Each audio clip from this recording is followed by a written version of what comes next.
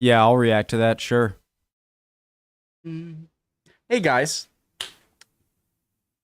Original link to the video, top of the description. My name is Connor. If you're new, first video of the day. Rick Steve's Europe, great channel. Preemptive like. Châteaux of France, Part 2. How do you say one in Spanish? Un, deux, trois. I've probably already seen part 1, honestly. And if I haven't, I can always watch it later. I hope everyone's doing well. Châteaux of France Part 2. Rick Steve's Europe. Let's go. I repeated way too much. I love learning about this stuff. France is freaking beautiful. The Château of Amboise was the favored royal residence of several kings. Today, visitors can stroll through its peaceful grounds and enjoy commanding views. Really good landscaping. Here in the Loire, you'll notice the impact of the Italian Renaissance. When French big shots traveled to Italy, they returned inspired by the art and the architecture they saw. Tastes in food, gardens, artists, and design were all influenced by Italian culture. And Francois Premier did what he could to physically bring the Renaissance to France. It just made sense. The ultimate French... And was Italian culture mostly influenced by Byzantine culture, essentially Greek stuff? Renaissance. Or am I wrong there? I love how everything's connected. Basically, bring the Renaissance to France. It just made sense. The ultimate French Renaissance king invited the ultimate Italian Renaissance artist, Leonardo da Vinci, to join his court. The king set Leonardo up in Clos-Lucé, a small mansion just down the street. In 1516, Leonardo da Vinci left Rome, except... Guys, so is this the same concept of like an Archimedes screw, but instead of moving water up, you're moving air up, creating lift? Like a prototype helicopter? In 1516... Oh, love it! Love the building. Brick white. Accepted the position of engineer, architect, and painter to France's Renaissance king and moved in. The 64-year-old Leonardo spent his last 3 years here in the court of 22-year-old Francois Premier. Guys, I love brick. I love brick. And just, I don't know why. Clos-Lucé thoughtfully recreates the everyday atmosphere Leonardo enjoyed while he lived here. The Great Hall, where he received VIP guests. His bedroom. And the fine kitchen, which came with a chef provided by the king. Enjoying the patronage of the French king, Leonardo pursued his passions to the very end. This romantic painting shows Francois Premier comforting his genius pal on his deathbed. Clos-Lucé displays models of Leonardo's remarkable inventions built according to his notes.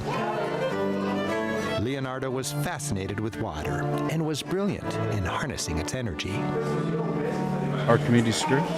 500 years ago, when Leonardo was looking for work, the resume he sent to kings touted his engineering skills. It read something like, I can help your army by designing tanks, flying machines, water pumps, gear systems, and rapid-firing guns. The Château's grounds are a kid-friendly interactive park with life-size models of the clever contraptions Leonardo dreamed up. While parents relax, kids spin the helicopter, raise heavy stones with innovative gear systems, pump water upward with an Archimedes screw, ponder tanks and machine guns,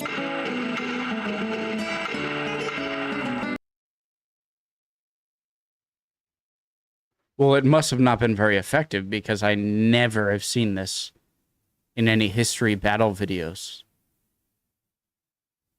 He was ahead of his time, though, huh? And propel boats with paddle power. Baynex brooding, cliff-crowning chateau soars 500 feet above the Dordogne River. Its design was state-of-the-art in its day. And it comes with a view fit for a king.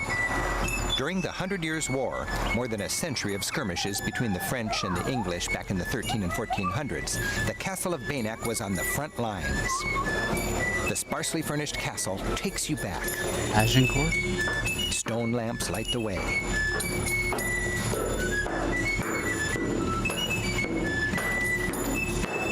In the knight's mess hall, you almost feel like the cooks are just taking a break.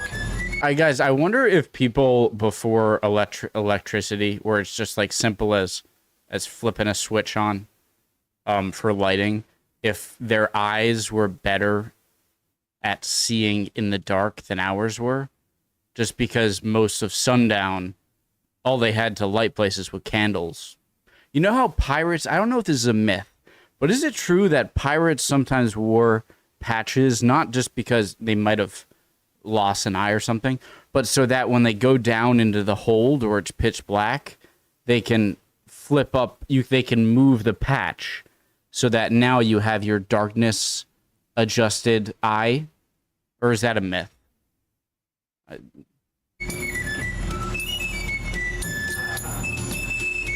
And even back then, there were manners. Park your sword at the end of the table. That's awesome. The leading noble family of the Dordogne ruled from this castle. Through the Middle Ages, here in the Great Room, the closest thing to a throne room, the decisions that affected the realm were made. During the 100 Years' War, the Castle of Bayeux flip-flopped between French and English control several times. Negotiations were worked out in this room. The subjects of the realm would gather in the courtyard to learn their destiny. Their noble lord would stand here and proclaim, "Now you are French," or "Now you are English. Deal with it." The stately hunting palace of Holy Giverny is shoot. immaculately preserved. Because it was built and decorated in just 30 years in the early 1600s. Guys, question. I said this on English big video. What's the reasoning for the whiteness fading? My first thought is like bird poop, but maybe it's something else to do with just constant water running down with rain. The hunting palace of Giverny is immaculately preserved. Because it was built and decorated in just 30 years in the early 1600s, it offers a pleasing architectural harmony and unity of style. The chateau has been in the same family for 5 centuries, and the intimate details, like the wedding dress in the bedroom, are a reminder that the Marquis lives here to this day. Formal rooms, like this, with a fine 17th century painted ceiling and centuries-old suits of armor, feel like museums. Would love to try one on. But upstairs, the family quarters feel more lived in. The library shows a love of music and culture. The children's room the library Is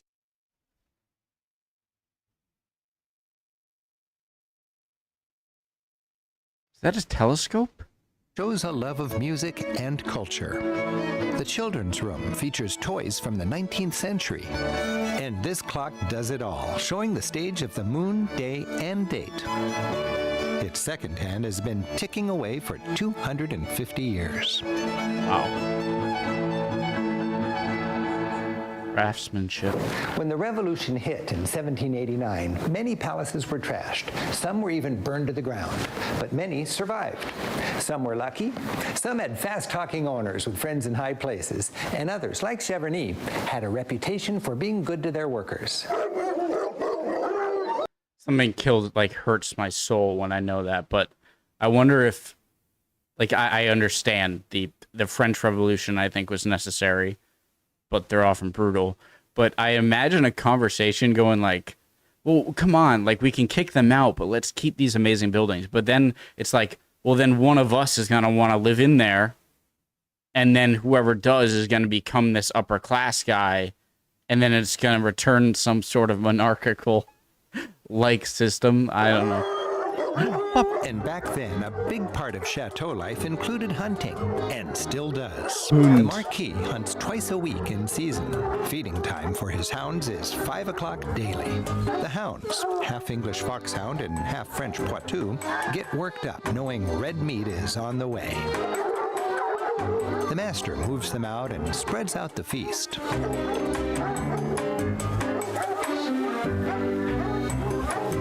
They eat well. Is palpable.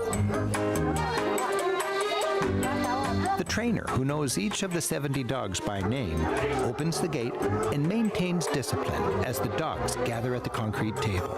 It's an exercise in canine control. Finally, he gives the signal, and it's chow time.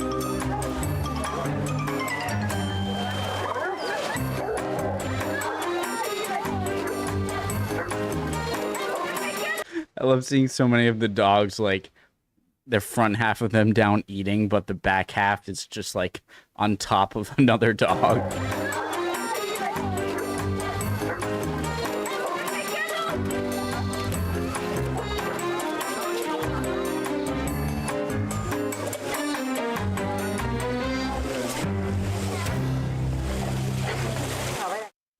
Chateaux all have impressive grounds, but one's a destination specifically for its landscaping.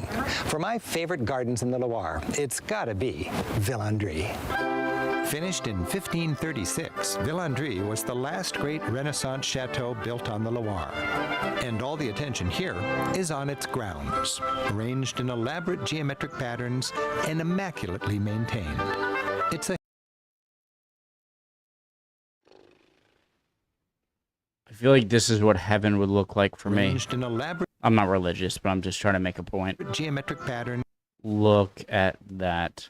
I want to shake the hand of all the landscapers. And immaculately oh my God, Jesus Christ. You maintained. It's a hit with gardeners. Do they have underground sprinkler systems or underground irrigation? Do they have water it every day, or is there enough rainfall for it to just look like that? Like so many chateaux around here, this was the pet project of a fabulously wealthy banker. Jean Le Breton worked for the French king, Francois Premier, in the early 1500s. Well-traveled Jean was inspired by Italian Renaissance gardens. So when he built his chateau, Jean was inspired by a trying to check for any holes for irrigation. Italian Renaissance gardens. So when he built his chateau, he created this. The 100,000 plants, half of which come from the family greenhouse, are replanted twice a year by 10 full-time gardeners. Guys, I've seen a lot of like really nice houses, mansions, manors, castles, whatever. They're bar none, this is the greatest landscape garden I have ever seen. Posted charts and maps identify everything in English. The place is lovingly manicured. Stroll under the grapevine trellis, through a good-looking salad zone, and among Anjou pears.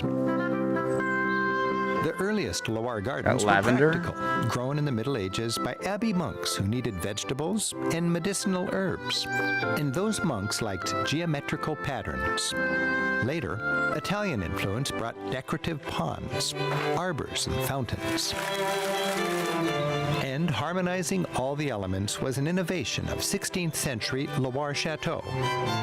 Today's beautiful gardens at Vandre, a careful reconstruction of what the 1530s original might have been, are the result of generations of passionate dedication.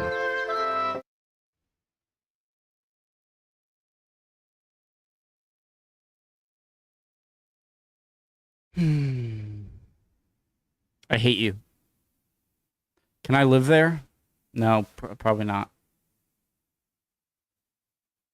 That was beautiful.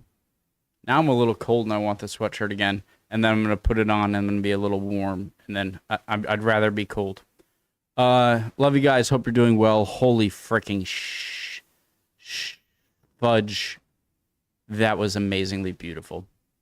Love Rick Steves. Love Rick Steves Europe. Great channel. Love you guys. Hope you're all doing well. Would appreciate any comments. Love for you to like and subscribe. Hit the subscribe button, the red one. Completely free. And it really helps me out. I love it. Up to you.